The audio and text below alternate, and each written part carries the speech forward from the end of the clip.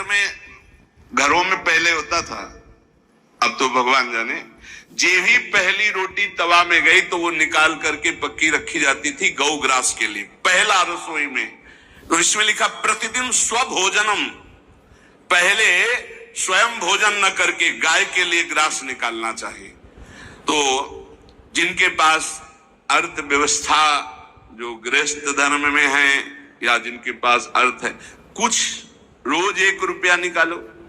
हम कह रहे रोज निकालो तो महीने में 30 रुपया होते, 30 रुपया में एक गाय को हरी घास तो एक टाइम पवा ही सकते हो ना, बहुत नहीं है तो 1-1 रुपया निकाल के अगर एक गाय को चारा दोगे तो एक बार का भोजन तो हो ही सकता है। 30 रुपया में हरी घास जाकर के उसके दावा एक बार तो पवा दोगे ना।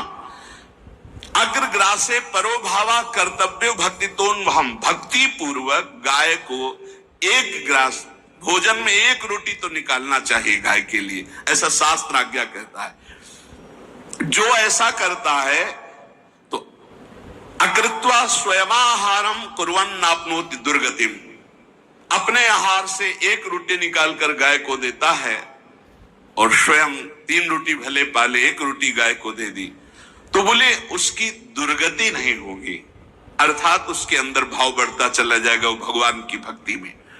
और तेनाग्नयो हुता सम्यक पितरश्चापि तर्पिताः देवास पूजितास तेन यो ददाति गवान्हिकम, जो प्रतिदिन गौग्रास निकालता है अर्पित करता है तो उसको अग्निहोत्र करने का फल मिलता है, उसके पितरों को तृप्ति मिलती है और समस्त देवताओं के पूजन का फल मिल जाता है जो गौग्रास निकालता है।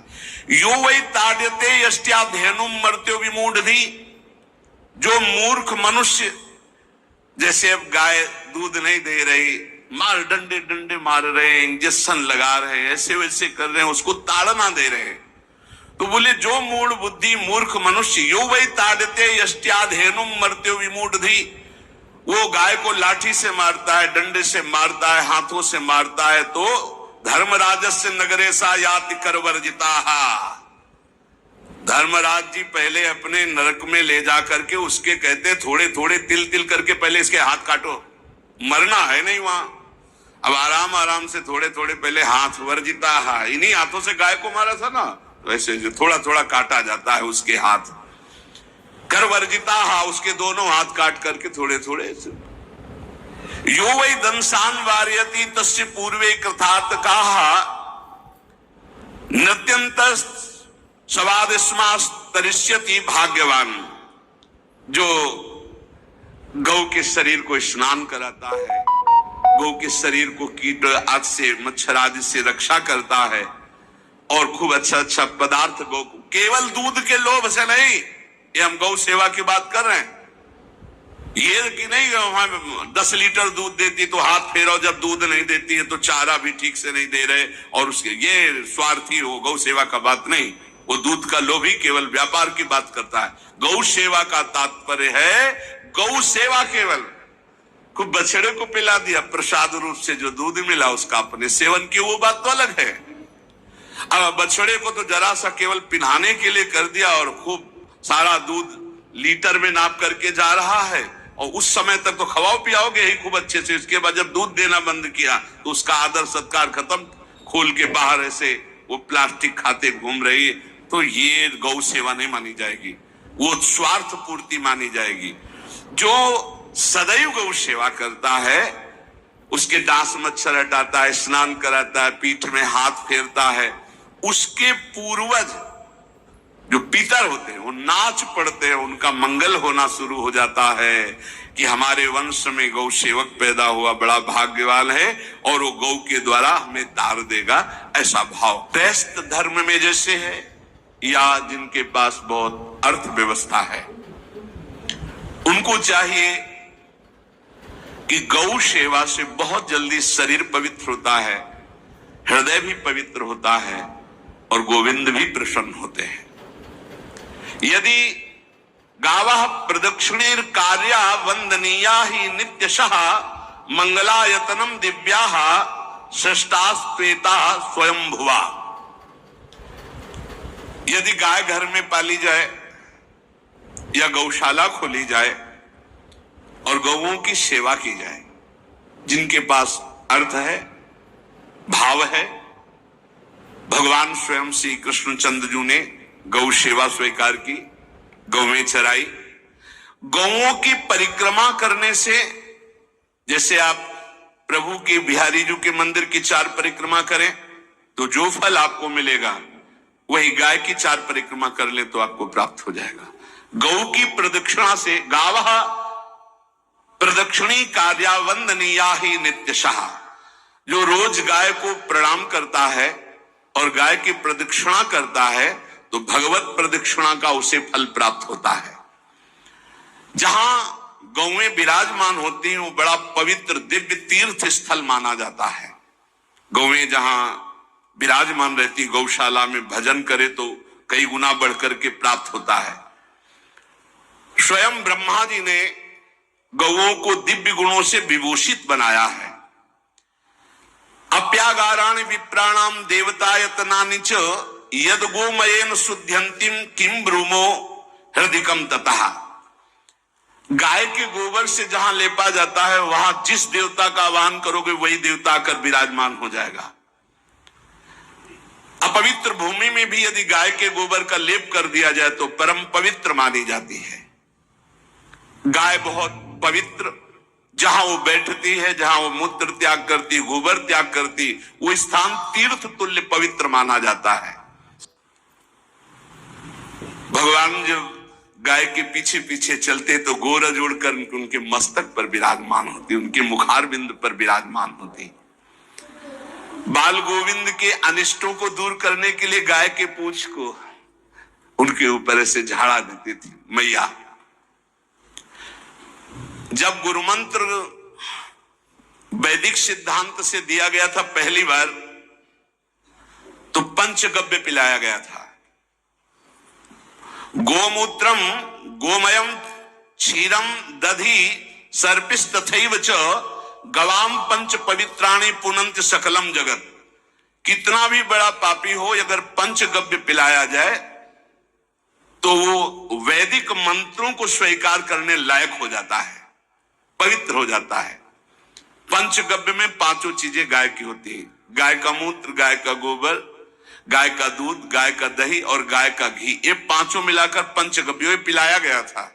पहली बार जब वैदिक मंत्र दिया गया था तो पंचगव्य बनवाया था गुरुदेव भगवान ने सन्यास, और वो पिलाया था। ये पंचगव्य पिलाने से अपवित्रता का नाश होकर पवित्रता का और रखकर गौ सेवा करते हैं। त्रिषिता गौर गृहे बद्धा गेहे कन्या रजस्वला देव शास्त्र सन्निर्माल्य हंति पुण्यम पुराकृतम। यदि घर में गाय बंधी है और भूखी है और प्यासी है तो तुम्हारे सारे पुण्य नष्ट हो जाएंगे। अगर घर में रजस्वला कन्या बहुत काल तक है और उसका विवाह आप नहीं कर रहे हैं तो आपके सारे सुकृत नष्ट हो जाएंगे। यदि घर में ठाकुर जी विराजमान है और कर का पहनाया हुआ माला सुबह तुमने देख लिया तो तुम्हारे सारे पुण्य नष्ट हो जाएंगे, क्योंकि शयन कराते समय तुमने उतारा नहीं, अर्थात तुम सेवा में प्रमाद करते हो। तो देवतास्त सन्निर्माल्य हंति पुण्यम पुराकृतम। जैसे सुबह श्रृंगार किया तो रात्रि के शयन के समय वो हटा लेने चाहिए माले। जब हम शयन कराते हैं तो भले पुष्प शैया पे शयन कराएं पर माला नहीं धारण कराएं। श्रृंगार का माला अगर दूसरे दिन दर्शन किए क्यों पहने ठाकुर जी, तो तुम्हारे सुकृत नष्ट हो जाएंगे। गाय बंदी हो घर में, प्यासी है और भूखी है, तुम्हारे सुकृत नष्ट हो जाएंगे। त्रिषिता गौर गृहे बद्धा, क्योंकि तुम्हारे पास है, सेवा करना चाहिए। यो वै गाम प्रतिसिद्ध्यंत चरंतिम च स्वतरणम नरहा तस्य पूर्वे च पितरा कंपन्ते पतनोन्मुखा। यदि गाय हरी हरी घास चर रही कहीं और तुमने डंडा ऊपर प्रहार किया और लाठी मारी तो तुम्हारे पितर खोपड़ी के बल नरक जाने के लिए तैयार हो गए, ये लिखा है। चरंतिम स्वम तृणम नरहा तो तस्य पूर्वे च पितरा कंपन्ते पतनोन्मुखा। इसीलिए क्या भारत से कहीं किसी की तुलना हो सकती है जहां गौ को माता की पदवी दी गई, जहां गौ को हम आराध्य देव के रूप में मानते हैं, आराधना करते हैं। गौ रक्षा, गौ सेवा, ये बहुत बड़ा इसमें छुपा हुआ है। स्वयं भगवान अवतरित होकर गौ सेवा हमारे सनातन धर्म में बहुत बड़ा स्थान गौ सेवा का है।